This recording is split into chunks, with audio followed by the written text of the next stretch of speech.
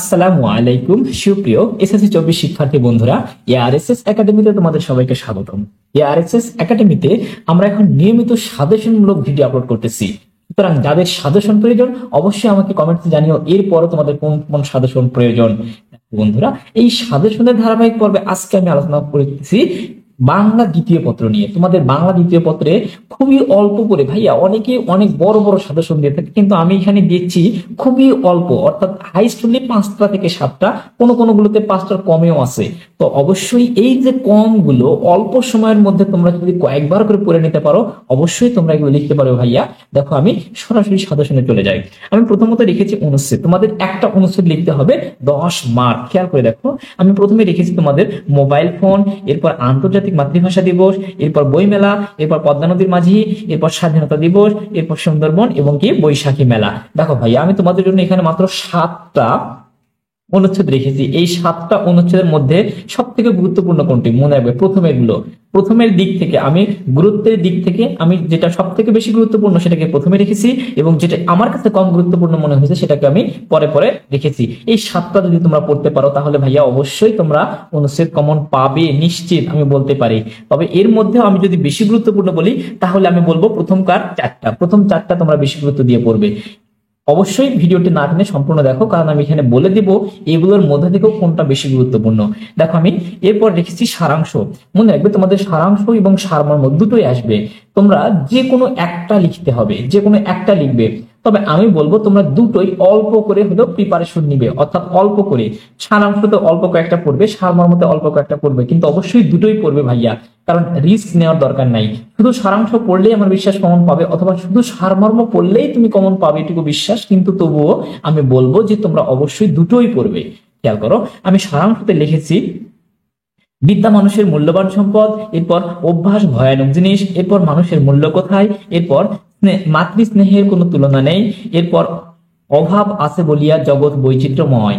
দেখো এই যে আমি এখানে 5টা সারাংশ লিখেছি, এই 5টা সারাংশ পড়লেই শুধুমাত্র যথেষ্ট হয়ে যাবে ভাইয়া। তবু আমি বলবো তুমি সারাংশের সাথে সাথে সারমর্মটাও পড়ে রাখবে।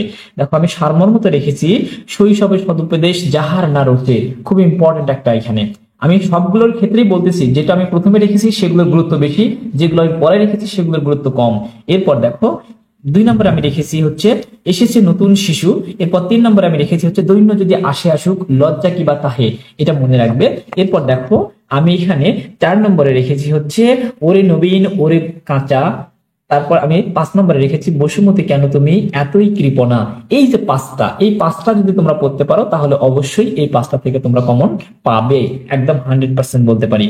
এবার খেয়াল করো, এখান থেকে আরেকটা কথা তোমরা মনে রাখবে ভাইয়া, যে বোর্ডে অর্থাৎ তোমার বোর্ডে যদি 2023 সালে এখান থেকে প্রশ্ন চলে আসে তাহলে তোমাদের জন্য ওইটা বাদ দিয়ে পড়বা।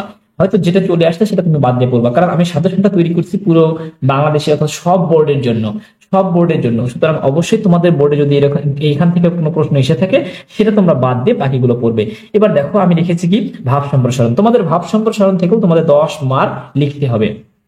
খেয়াল করো, আমি প্রথমেই যেটা রেখেছি সব থেকে গুরুত্বপূর্ণ, ক্ষুধার রাজ্যে পৃথিবী গদ্যময়। এরপর আমি রেখেছি গ্রন্থগত বিদ্যা আর পর হস্তে ধন। এরপর আমি রেখেছি হচ্ছে অন্যায় যে করে আর অন্যায় যে সহে। এরপর মানুষ বাঁচে তার কর্মের মধ্যে। এরপর দুর্জন বিদ্বান হলেও পরিত্যাজ্য। এরপর ভোগে নয় ত্যাগেই প্রকৃত সুখ। এই যে আমি এখানে 6টি লিখেছি, এই 6টি পড়লেই আমার বিশ্বাস। তবে এর সাথে তোমরা অতিরিক্ত আরেকটা করতে পারো, সেটা হচ্ছে কীর্তিমানের মৃত্যু নাই। তোমরা এখান থেকে কীর্তিমানের মৃত্যু নাই এটাও তোমরা পড়তে পারো ভাইয়া, এটাও খুবই গুরুত্বপূর্ণ একটা। এরপর দেখো প্রবন্ধ রচনা। মনে রাখবে রচনা থেকে তোমাদের আসবে 3টা, লিখতে হবে একটা। এবং আমি বলবো রচনা তোমরা একটু বেশি গুরুত্ব দিয়ে পড়বে ভাইয়া, কারণ রচনাতে 20 মার্ক যদি তোমরা একটু টাইম নিয়ে বেশি পয়েন্ট লিখতে পারো। মনে রাখবে রচনাতে মার্কস কিন্তু পাওয়া যায় পয়েন্টের উপরে, সুতরাং পয়েন্ট বেশি বাড়ানোর চেষ্টা করবে। খেয়াল করো ভাইয়া আমি এখানে মাত্র কয়েকটা রচনা রেখেছি। প্রথমত মাদকাসক্তি ও এর প্রতিকার, মোস্ট ইম্পর্টেন্ট, আমার বিশ্বাস এইটাই কমন আসবে। তবুও যদি না পারো এই যে পরের গুলো পড়বে। দেখো বাংলাদেশের প্রাকৃতিক দুর্যোগ, কৃষিকাজে বিজ্ঞান। ভাইয়া বিজ্ঞান রিলেটেড একটা রচনা প্রায়ই এসে থাকে, সুতরাং অবশ্যই তোমরা বিজ্ঞানগুলোকে একটু বেশি গুরুত্ব দিয়ে পড়বে। এরপর দেখো বাংলাদেশের মুক্তিযুদ্ধ, এরপর বাংলাদেশের পর্যটন শিল্প। ভাইয়া এই যে বাংলাদেশের পর্যটন শিল্প এটা কিন্তু খুবই গুরুত্বপূর্ণ। তোমাদের বোর্ডে যদি এর আগে প্রশ্নটা না এসে থাকে তাহলে তোমাদের জন্য এবার খুবই গুরুত্বপূর্ণ। এরপরে কি হচ্ছে ভাষা আন্দোলন। এই যে আমি এখানে 6টা রাখলাম, এই 6টা যদি তোমরা পড়ো অবশ্যই তোমরা এখান থেকে কমন পাবে ভাইয়া। দেখো ভাইয়া, আমি তোমাদের জন্য এবার রেখেছি হচ্ছে প্রতিবেদন। প্রতিবেদন তোমাদের জন্য গুরুত্বপূর্ণ। প্রতিবেদন তোমরা পড়বে হচ্ছে বিদ্যালয়ে শহীদ দিবস এবং আন্তর্জাতিক মাতৃভাষা দিবস সম্পর্কে একটা প্রতিবেদন লিখো। এরপর তোমরা পড়বে হচ্ছে বিদ্যালয়ে নবীনবরণ এবং বিদায় সংবর্ধনা অনুষ্ঠান সম্পর্কে একটা প্রতিবেদন লিখতে হবে। এরপর এলাকার সড়কের দুরবস্থা সংক্রান্ত একটা প্রতিবেদন লিখতে হবে। এরপর বৃক্ষরোপণ বিষয়ক সংবাদ প্রতিবেদন লিখতে হবে। এই যে আমি এখানে মাত্র 4টা রেখেছি ভাইয়া। প্রতিবেদন বিষয়টা কি? তুমি একজন সাংবাদিক, তোমাকে একটা প্রতিবেদন লিখতে হবে। তুমি একজন সাংবাদিক, তুমি একটা সংবাদপত্রে প্রতিবেদনটা প্রকাশ করবে, তার জন্য তুমি নিজে একজন সাংবাদিক, এটা ভেবে লিখতে হবে। এবার খেয়াল করো, আমি তোমাদের জন্য পত্র নিয়ে তোমাদের একাধিক পত্র আসতে পারে, হয়তো কখনো ব্যক্তিগত পত্র আসে, হয়তো আবেদন পত্র আসে, হয়তো তোমার হচ্ছে দেখা যাচ্ছে যে আমন্ত্রণ পত্র আসে। তবে অবশ্যই আমি পত্র এখানে মাত্র হাতে গুনে 2 থেকে 3টা করে রেখেছি, যদি পড়ো ইনশাল্লাহ কমন পাবে। দেখো, আমি প্রথমত ব্যক্তিগত পত্র রেখেছি। ব্যক্তিগত পত্র তোমাদের 1 নম্বরে আমি রেখেছি হচ্ছে মায়ের কাছে পুত্রের অথবা কন্যার চিঠি, অথবা এটা এভাবেও আসতে পারে যে পিতার কাছে পুত্রের অথবা কন্যার চিঠি। এবার দেখো, তারপর 2 নম্বরে আমি লিখেছি হচ্ছে ঐতিহাসিক স্থান ভ্রমণের অভিজ্ঞতা জানিয়ে বন্ধুর কাছে চিঠি। ঐতিহাসিক কোনো জায়গা তুমি ঘুরতে গিয়েছিলে, সেখান থেকে ফিরে এসে তোমার বন্ধুর কাছে একটা চিঠি লিখতে বলছে। এবার দেখো, আমি লিখেছি আবেদন পত্র। মাত্র 2টা ব্যক্তিগত পত্র লিখেছি, যদি ভালোভাবে পড়ো হয়তো কমন পেতে পারো এখান থেকেই। এবার দেখো, আমি আবেদন পত্রে লিখেছি ছুটির জন্য আবেদন।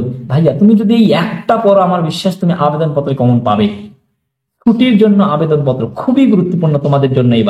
এবার তারপরও আমি দেখেছি অতিরিক্ত আরো কিছু, সেটা হচ্ছে পাঠাগার স্থাপনের জন্য আবেদন, এরপর ডাকযোগে পুস্তক পাঠানোর জন্য আবেদন। 3টা লিখেছিলাম মাত্র। এই 3টা যদি তোমরা পড়তে পারো অবশ্যই এখান থেকে কমন পাবে ভাইয়া। এরপর দেখো, সংবাদপত্রে প্রকাশের জন্য চিঠি, অর্থাৎ এই যে সংবাদপত্রে প্রকাশের জন্য চিঠি, এই ক্ষেত্রে তুমি কিন্তু সাংবাদিক নও ভাইয়া। তুমি সাংবাদিক কোন ক্ষেত্রে? এই যে প্রতিবেদন, এখানে মনে রাখবে তুমি একজন সাধারণ জনতা, তুমি সংবাদপত্রে কোনো একটা জিনিস প্রকাশ করবে, তার জন্য তুমি সংবাদপত্রের কাছে অর্থাৎ তুমি হচ্ছে সাংবাদিকের কাছে পাঠিয়ে দিচ্ছ এই জিনিসটা, তার জন্য তুমি একটা চিঠি লিখতে হবে। দেখো, এখানে আমি প্রথমে লিখেছি সড়ক দুর্ঘটনার প্রতিকারের জন্য সংবাদপত্র প্রকাশের জন্য একটা চিঠি লিখতে হবে। এরপর দেখো, আমি আমন্ত্রণ পত্রতেও মাত্র একটা লিখেছি, সেটা হচ্ছে রবীন্দ্র জয়ন্তী উদযাপন উপলক্ষে আমন্ত্রণ পত্র। এই যে মাত্র কয়েকটা করে রেখেছি ভাইয়া, এগুলো যদি তোমরা পড়তে পারো অবশ্যই তোমরা বাংলা দ্বিতীয় পত্রে খুব ভালো একটা মার্কস পাবে, এবং আমার বিশ্বাস জিপিএ 5 নিয়ে বাংলা দ্বিতীয় পত্রে অবশ্যই পাবে। তুমি শুধু বিশ্বাস রেখে খুব ভালোভাবে এগুলো মনোযোগ দিয়ে পড়ো ভাইয়া। এরপরে তোমাদের কোন কোন সাজেশন চাও সেটা আমাকে অবশ্যই কমেন্টসে জানিও, এবং আমার সাথে থাকবে, এবং আমার চ্যানেলটিকে সাবস্ক্রাইব করে আমাকে ভালোবেসে সাথে থাকবে। ধন্যবাদ।